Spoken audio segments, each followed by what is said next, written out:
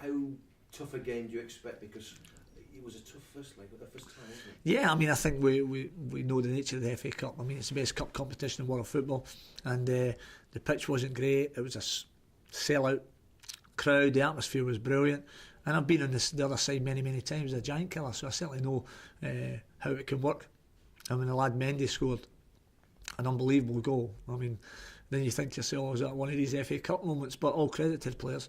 They continue to make chances. David Wheater scored a very good goal. And if truth be told, we had chances at the end to win the tie at first time of asking.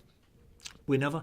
And now we give ourselves the replay that we have to make sure that we're at our best. If we do that, we progress to the next round with a home draw against Swansea. And that's what we have to make sure we're at our best to do that, because we want to be in the hat for certainly we want to be playing Swansea at home. It's as simple as that. Still a potential banana skinner. Has your players' attitude got to be right?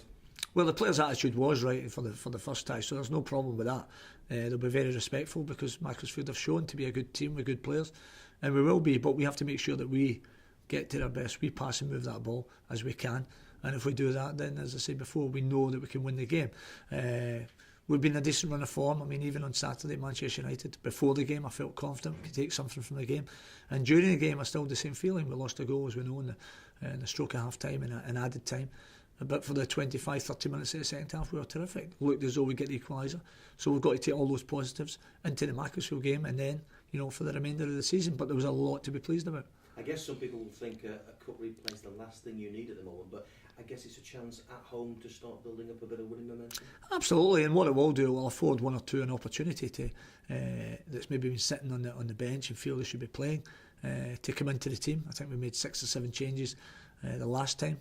I don't know if there'll be as many as that, but there will be changes, there will be a freshness. And of course, any game you play, you want to win, because winning breeds confidence, and that's what we have to do. We're getting, as you say, a run of games at home, and we have to make sure that we're ready to do ourselves justice. Our away points tally and everything in the Barclays Premier League, because I think it's been 12 points. If we'd have matched that at home, which we should have done, then we'd be sitting halfway up the league. So we know, as I said before, that's the area we have to address. We have to make sure at home we're ready as we had last year. I mean, the Reebok was a fortress. It can be again. The only way it will be by every one of us pulling in the right direction and make sure we perform to our highest level.